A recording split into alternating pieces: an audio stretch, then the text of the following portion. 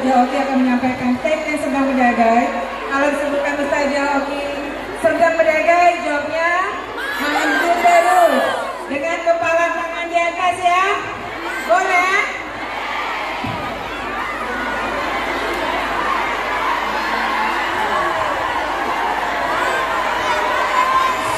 Suaranya Bu, Ibu. Halo Ibu. Halo. Ibu-ibu yang di depan boleh ya? Boleh. Untuk Bapak Ibu Satpol PP boleh kita bantu. Untuk ibu-ibu yang di depan boleh duduk ya Bu. Iya, mohon izin ya buat ibu-ibu yang berdiri Bu, mohon izin duduk dulu Bu. Kasihan Bu yang di belakang Bu. Kalau nggak duduk, Ustazah Oki nggak akan ngomong nih Bu. Ya, mohon izin nih, mohon izin. Sedang berdagai. Sedang berdagai. Sedang berdagai. Maju terus. Masya Allah. Muslimah gandaan. Muslimah gandaan. Muslimah gandaan. Selalu di hati. Takbir. Allah. Terima kasih ibu semua. Terima kasih Ustazah Oki.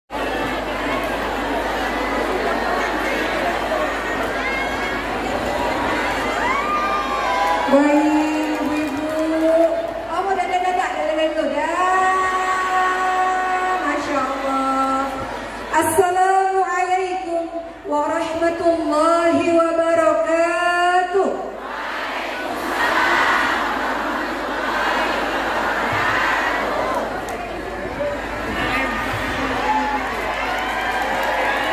Ibu, nanti saya nggak mulai kalau dada terus. Ya, kita mulai ceramahnya ya. Baik, alhamdulillahirabbil alamin wa bihi nasta'in ala umuri dunya waddin wassalatu wassalamu ala asyrafil anbiya'i wal mursalin wa ala alihi wa sahbihi ajma'in, amma ba'd. Rabbi shrah li sadri wa yassir li amri wahlul 'uqdatam min lisani yafqahu qawli. Amin amin ya rabbal alamin. Sebelum saya mulai, izinkan saya menyapa terlebih dahulu. Yang saya hormati Bapak Bupati Serdang Bedagai, Bapak Dharma Wijaya. Mohon izin Pak, saya di depan. Terima kasih atas sambutannya, Masya Allah.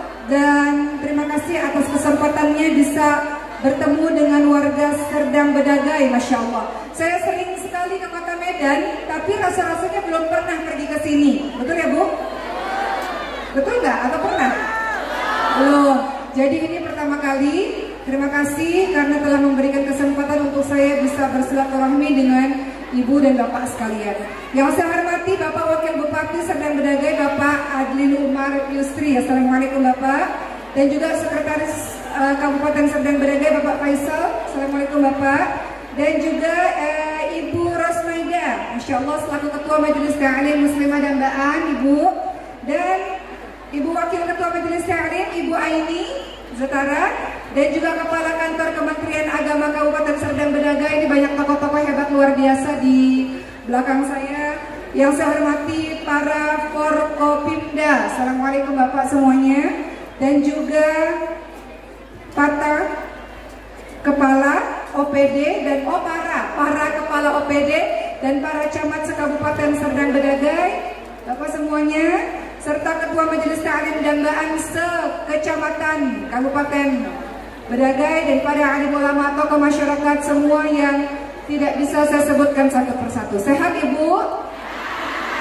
Mohon izin saya mau, walaupun ramai, saya mau kita datang ke sini. Niat awal adalah untuk sekalian kalau Allah berikan rezeki dapat umrah, sekalian kalau Allah berikan rezeki bertemu dengan para tokoh-tokoh yang luar biasa. Namun niatkan di awal datang ke sini untuk mengingat Allah. Jadi boleh tidak Ibu supaya kita khusyuk, tenang. Saya mau kita baca Al-Fatihah bareng-bareng, boleh? Setelah itu saya akan mulai ceramahnya supaya semuanya tenang, khusyuk dalam keadaan yang siap untuk kita sama-sama mengingat Allah pada hari ini, boleh? Bersama-sama ya Bu. A'udzu billahi minasy syaithanir rajim. Bismillahirrahmanirrahim.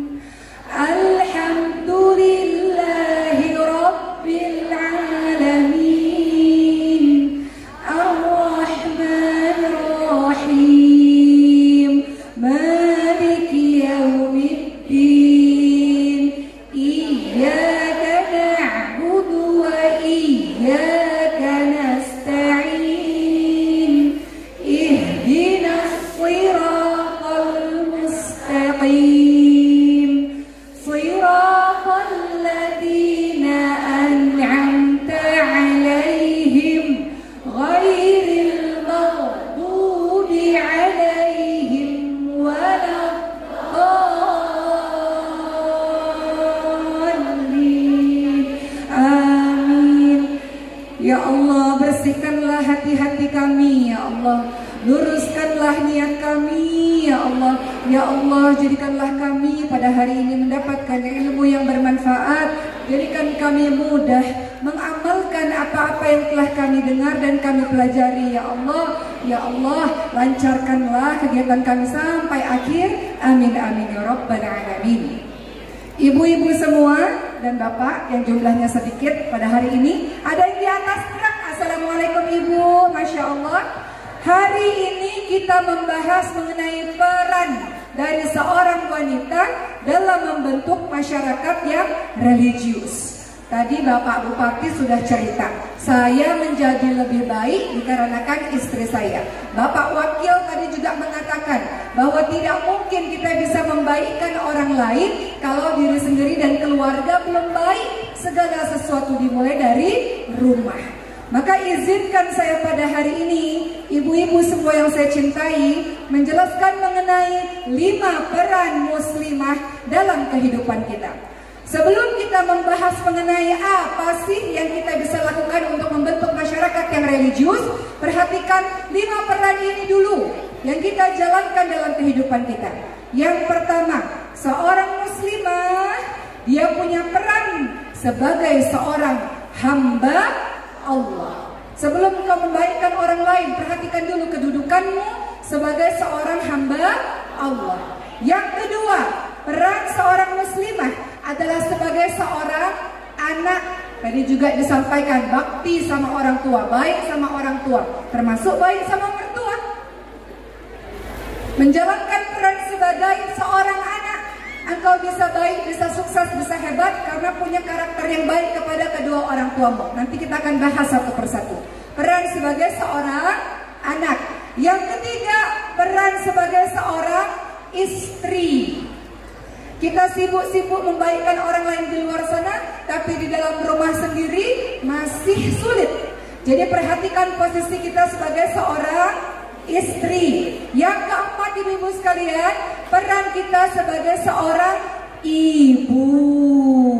Sebagai seorang ibu. Bolehkah perempuan sibuk di luar? Boleh. Tapi tugas utamanya adalah mendidik, membimbing anak-anaknya.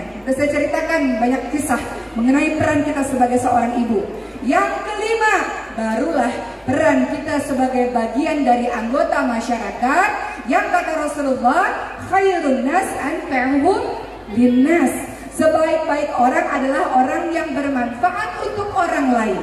Mari kita bahas satu persatu.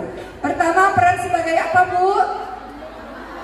Peran sebagai seorang hamba Allah.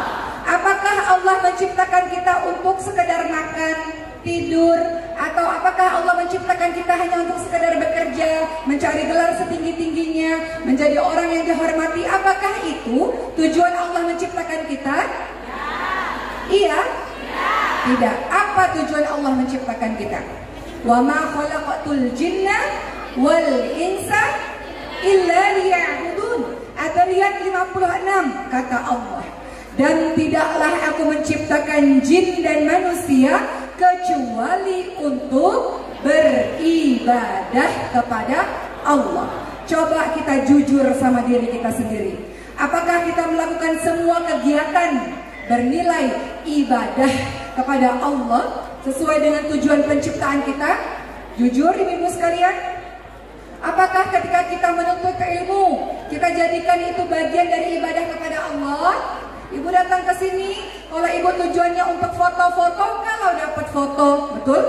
Kalau enggak kecewa. Kalau ibu datang ke sini tujuannya dapat hadiah, kalau dapat hadiah, kalau enggak kecewa. Tapi kalau datang ke sini tujuannya ibadah, mengingat Allah, ibu dapat pahala sekaligus dapat bonus-bonus yang lain nanti dari Allah Subhanahu wa Ta'ala.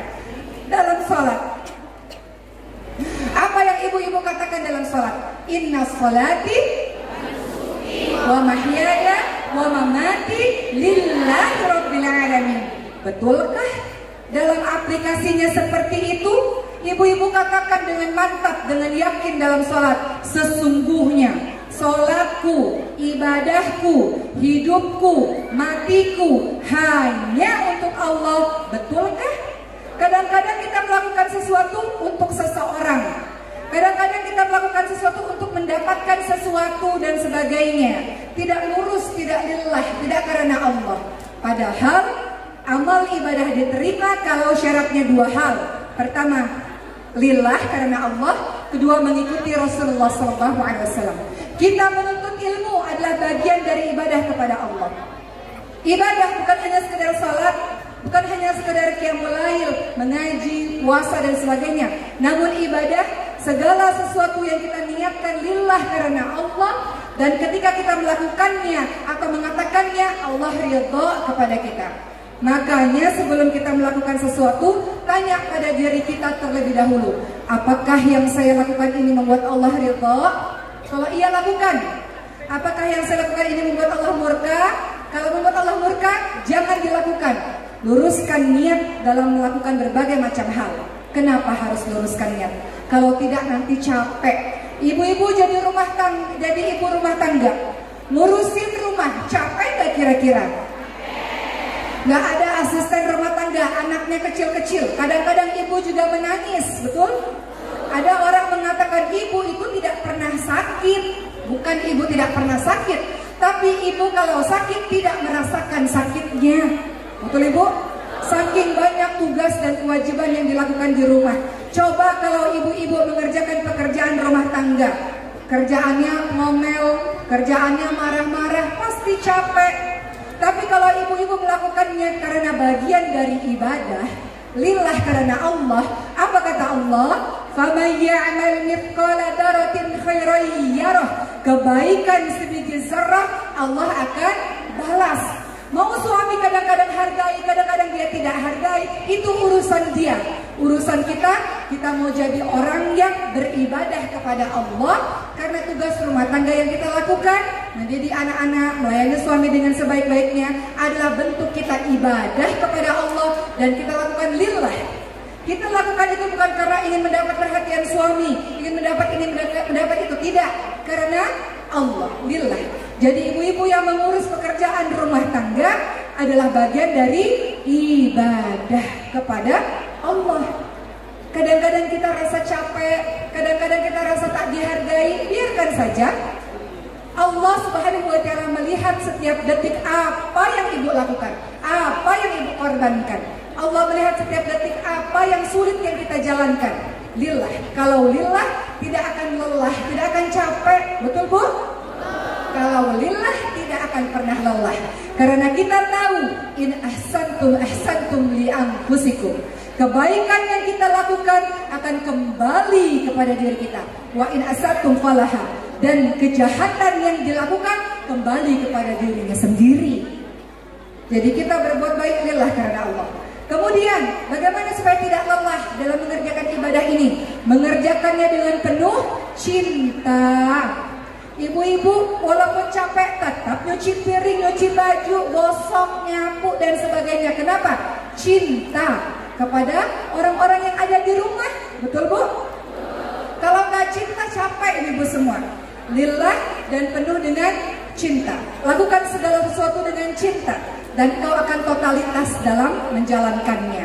Begitu pula para ayah, para suami, ketika menjalankan tugasnya sebagai seorang hamba Allah, ketika di otaknya, oh, apa yang saya lakukan adalah bagian dari ibadah kepada Allah, berarti mencari nafkah, bekerja adalah bagian dari ibadah. Orang yang di kepalanya adalah ibadah, pasti kerjanya nggak macem-macem, betul Bu? Orang yang di kepalanya adalah ini bagian dari ibadah kepada Allah, pasti mencari nafkahnya, baik jalannya, betul caranya, tidak curang, tidak merebut hak orang lain misalnya, karena dia tahu bekerjanya bagian dari ibadah. Teman-teman menuntut ilmu, bagian dari ibadah. Semua yang kita lakukan, ibu-ibu makan dengan tujuan untuk agar badan ini kuat supaya bisa ngaji dengan kuat, supaya bisa bangun qiyamul lail dengan enak, makan yang cukup, tidur yang cukup, itu pun bagian dari ibadah. Innamal a'malu binniyah. Segala sesuatu tergantung dari niatnya. Jadi niatkan setiap langkah yang kita lakukan, setiap ucap yang kita berikan bagian dari ibadah kepada Allah Subhanahu wa Ta'ala. Pertanyaannya, ibu-ibu sekalian, dan bapak-bapak semua. Siapa di sini yang belum baca Quran hari ini? Ada? Siapa yang hari ini tidak menyentuh Quran hari ini? Kita katakan kita sebagai seorang hamba, dipuja-puji masyarakat di luar sana, atau ibu-ibu semua dihormati, tapi engkau yang paling tahu jujur pada dirimu sendiri, sudah dekatkah hubunganmu dengan Allah Subhanahu wa Ta'ala? Orang-orang hormat kepada bapak dan ibu semua, kepada saya dan kepada kita semua. Kenapa? Bukan karena kita baik, bukan, melainkan karena Allah telah menutup aib-aib kita di depan mata manusia, sehingga yang terlihat adalah yang indah-indahnya saja. Maka jangan sampai bapak dan ibu sekalian kita mengaku hambanya Allah, tapi tidak melakukan hari-hari dengan niat ibadah kepada Allah Subhanahu wa Ta'ala. Niat luruskan. Nanti di hari akhir Allah bertanya, siapa orang-orang di antara kalian yang mati syahid ketika di dunia? Mereka mengatakan, saya mati syahid. Kata Allah, engkau bohong. Engkau mati syahid dikarenakan supaya orang-orang memuji-muji engkau sebagai seorang syuhada. Engkau berbuat baik bukan karena Allah. Engkau berbuat baik karena ingin dihormati oleh manusia, karena tidak lillah, karena niatnya tidak lurus, dia yang dimasukkan ke dalam neraka. Orang kedua, siapa di antara kalian yang dermawan, banyak sedekahnya? Oh, saya banyak sedekahnya ya Allah. Kata Allah, engkau bohong. Engkau sedekah bukan karena aku, kata Allah. Engkau sedekah karena ingin dipuji-puji manusia. Engkau sedekah karena ingin didengar, diangkat-angkat martabatnya oleh manusia. Maka orang ini dimasukkan ke nerakanya Allah. Untuk apa? Yang engkau cari bukan Allah, minta kepada orang-orang. Engkau kan melakukan sesuatu karena ingin mendapatkan penghormatan dari orang-orang, atau karena ingin disayangi oleh orang-orang, bukan karena Allah. Tidak ikhlas, tidak lillah. Engkau bukan beribadah kepada Allah Subhanahu wa Ta'ala. Engkau bagus-baguskan ibadahmu di depan manusia, padahal ketika engkau sendirian, engkau tidak sungguh-sungguh berdekatan dengan Allah. Maka orang ini masuk ke dalam neraka Allah. Termasuk orang yang ketiga, saya ya Allah di dunia baca Quran, suara saya bagus ya Allah, saya betul-betul mencintai Quran. Kata Allah, bohong. Engkau belajar Quran supaya engkau dipuji-puji, suaramu bagus, suaramu indah, engkau orang saleh, tapi engkau lakukan bukan karenaku. Semua yang dilakukan bukan karena Allah Subhanahu wa Ta'ala tak bernilai apa-apa, ibu sekalian. Saya datang ke sini kalau bukan niat diluruskan karena Allah, saya juga mungkin akan merasa oh iya jauh dan sebagainya. Tapi kalau datang kemari luruskan niat karena Allah. Ibu-ibu pun saya tahu ibu bukan dekat dari sini, betul Bu? Ada naik truk berjuang ke sini juga macet tadi kata Bapak Bupati dan Bapak Wakil Bupati. Kalau bukan karena Allah nggak dapat apa-apa ibu sekalian. Balasan Allah jauh lebih besar. Jadi kita lakukan lillah karena Allah Subhanahu wa Ta'ala. Termasuk sebagai seorang hamba Allah. Namanya hamba. Kira-kira seorang hamba itu patut tidak kalau sombong ibu sekalian? Kita kalau sholat, ibu-ibu ketika sujud, apa doa yang ibu-ibu bacakan ketika sujud? Subhana rabbiyal a'la, atau kadang-kadang subhana rabbiyal a'la wa bihamdi, betul? Kita letakkan kepala kita yang mulia di tempat yang paling rendah, dan kita katakan maha suci Allah yang maha tinggi. Artinya, wahai para manusia, engkau adalah seorang hamba. Seorang hamba hendaknya selalu merendahkan diri di hadapan Allah Subhanahu wa Ta'ala. Kekayaanmu bukan milikmu. Kekayaanmu milik Allah Subhanahu wa Ta'ala. Suamimu bukan milikmu.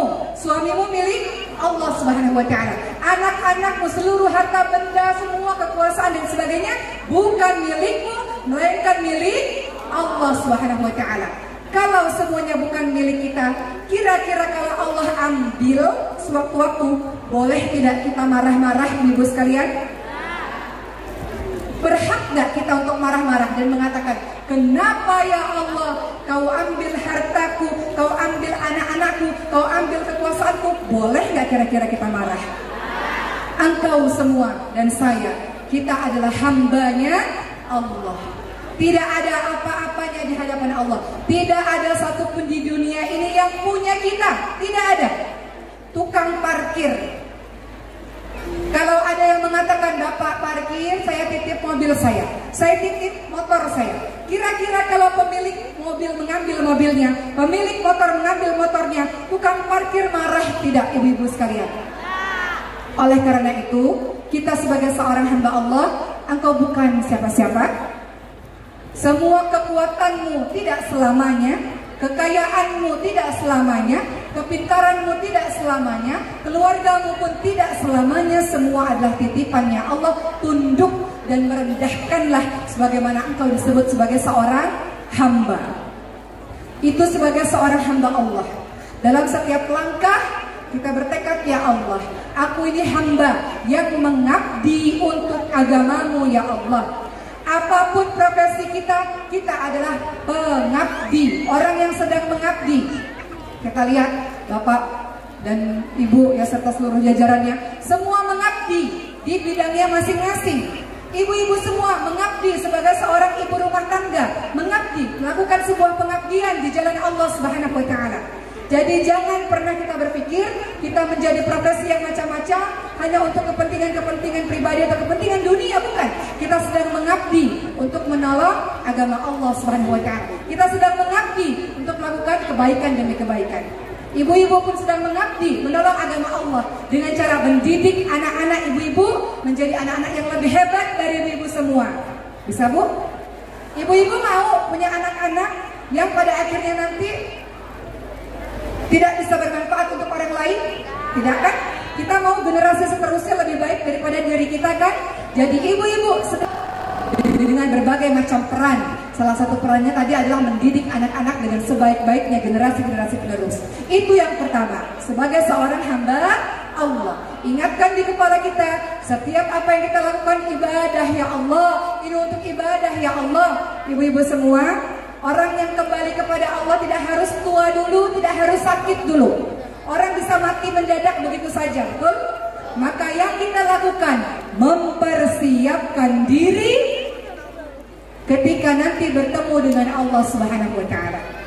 Allah akan bertanya tentang apa-apa yang sudah engkau lakukan. Hartamu kau gunakan untuk apa? Kecerdasanmu kau gunakan untuk apa? Badanmu yang sehat kau gunakan untuk apa? Masa mudamu kau gunakan untuk apa? Persiapkan jawaban-jawaban kepada Allah Subhanahu wa taala. Umur kita nggak panjang Bapak dan Ibu sekalian. Umur umatnya Rasul 60 sampai 70 tahun. Dalam agama Islam umur 40 tahun sudah menjadi titik balik yang harusnya mengingat kematian. Lebih banyak memikirkan untuk kembali kepada Allah Subhanahu wa taala. Apalagi yang di atas usia itu. Sudah dekat pertemuan kita dengan Allah. Mau ngapain lagi? Mau buat apa lagi? Sudah cukup yang kemarin. Kebodohan, kejahiliahan di masa lalu sudah selesai. Kita mau jadi orang baik dan melangkah dengan lebih baik. Karena apa? Mau mati dalam keadaan husnul khatimah. Mati dalam keadaan baik. Bapak dan Ibu, ketahuilah, Allah mematikan kita sesuai kebiasaan kita. Orang yang suka baca Quran, Allah matikan dalam keadaan baca Quran. Sebelum saya lanjutkan, panitia-panitia boleh mengelilingi kotak infak. Berikan infak terbaik ibu-ibu sekalian untuk mendukung dakwah Al-Quran. Silakan para panitia untuk mengelilingi kotak infak. Orang yang senang ke masjid, sering lihat orang mati dalam keadaan sujud? Pernah lihat di YouTube orang mati dalam keadaan sujud? Kenapa bisa mati dalam keadaan sujud? Karena hari-harinya ke masjid. Jangan berharap engkau mati dalam keadaan sujud, engkau pun jarang ke masjid. Jangan berharap matimu dalam keadaan baik, ibadahmu saja tidak baik. Ibu-ibu pernah lihat ada orang mati dalam keadaan berzina? Ada itu di sosial media, ya, di dalam mobil melakukan zina di dalam mobil, tiba-tiba meninggal di dalam mobil, atau lagi camping, ya. Kemudian kena petir, Bu, tersambar petir, mati dalam keadaan berzina. Kenapa? Karena hari-harinya berzina. Kita ingin mati dalam keadaan husnul khatimah. Jangan cuma di lisan saja. Apa yang kita lakukan adalah mendekatkan diri kita kepada perbuatan-perbuatan baik agar Allah matikan dalam keadaan baik. Saya cerita satu boleh ya Bu, sebelum saya lanjutkan poin-poin berikutnya. Ada seorang teman saya Bu yang meninggal dunia. Ketika dia meninggal dunia, tiba-tiba banyak orang berdatangan entah dari mana-mana dan mengatakan, dia pernah menolong saya, dia pernah membayar hutang saya, dia orang baik. Maka ibu-ibu tahu, seseorang dikatakan baik lihat ketika dia meninggal dunia nanti, bagaimana kesaksian orang-orang atas dirinya. Jadi berbuat baiklah terus ibu sekalian, agar kelak ketika kematianmu datang orang-orang yang bersaksi betapa baiknya dirimu. Sekarang kita dipuji-puji baik karena mungkin ada sesuatu yang diinginkan orang itu kepada kita. Namun ketika kita sudah tiada, ketika banyak orang baik bersaksi tentang kebaikanmu, engkaulah orang yang betul-betul baik. Jangan sampai ketika meninggal dunia banyak orang caci maki karena kita zalim. Begitu ya ibu sekalian. Kembali lagi, peran yang utama adalah peran sebagai seorang hamba Allah. Yang kedua, peran sebagai seorang anak. Dalam Al-Quran, Masya Allah ibu semua, selalu bakti kepada kedua orang tua digandengkan dengan jangan menyekutukan Allah. Dalam surah Luqman dikatakan, Ya bunayya la tusyrik billah, inna syirka la dzulmun adzim. Wahai anakku, jangan sekali-kali engkau menyekutukan Allah. Nasihat Luqman kepada anaknya, karena menduakan Allah, menyekutukan Allah sebuah kezaliman yang sangat besar. Engkau bergantung, berdoa, memohon, bersandar hanya kepada Allah. Engkau takut hanya kepada Allah. Allah yang menjadi tujuan hidup kita. Ayat berikutnya Luqman 14, perhatikan ibu sekalian. Banyak orang yang sengsara hidupnya, banyak orang yang tidak sukses dalam hidupnya dikarenakan kepada orang lain baik luar biasa. Giliran di rumah, ketahuanlah aslinya bagaimana dia kasar perangainya, khususnya kepada ibunya dan anggota keluarganya. Apa kata Rasulullah? Orang yang terbaik adalah mereka yang terbaik kepada keluarganya. Kenapa ya ibu-ibu sekalian? Kalau kita baik pada orang di luar sana itu biasa. Kita bertemu hanya sesekali saja. Dia tidak tahu siapa sesungguhnya diri kita. Betul? Atau kita berbuat baik kepada orangnya karena memang beliau orang yang kita perlu kepadanya. Namun orang di rumah, dialah yang paling tahu siapa sesungguhnya diri kita. Oleh karena itu Rasul katakan, orang yang terbaik kepada keluarganya. Keluargamu, engkau berbuat buruk sekalipun mereka tetap menerimamu. Kalau kita berbuat buruk pada orang, mungkin kita tidak lagi berteman dengannya, atau kita diputuskan pekerjaan dan sebagainya. Namun orang di rumah menerima kita apa adanya. Baik-baiklah engkau semua kepada orang-orang yang ada di rumah, kepada istrimu, kepada pasanganmu, kepada anak-anakmu, kepada orang tuamu. Apa kata Allah Subhanahu wa taala, ibu-ibu sekalian? Dalam surah Luqman ayat ke-14. Wasainal insana biwalidayhi hamalathu ummuhu. Apa bu? Wasainal insana biwalidayhi hamalathu ummuhu wahnan 'ala wahnin fisaluhu fi amaini an yashkur li walidayhi. Kita diminta berbuat baik pada ibu dan ayah, khususnya pada ibu yang telah mengandung dalam keadaan lemah bertambah-tambah. Bersyukur pada orang tuamu, bersyukur kepada Allah Subhanahu wa taala. Ibu-ibu, mohon izin saya cerita. Seorang teman pernah bercerita, beliau seorang pembisnis yang luar biasa. Beliau katakan, modal saya sudah besar, saya ikut melihat pelatihan bisnis yang sangat luar biasa dan selalu gagal. Lalu saya teringat, saya pernah menyakiti hati ibu. Saya datang ke rumah, saya minta maaf kepadanya, saya minta ridhonya, saya menangis karena ada dalam perkataan saya yang membuatnya menangis. Hati-hati teman-teman semua, membuat orang tua menangis termasuk bentuk kedurhakaan kepada orang tua. Jangan sampai engkau meneteskan air mata orang tuamu karena keburukannya.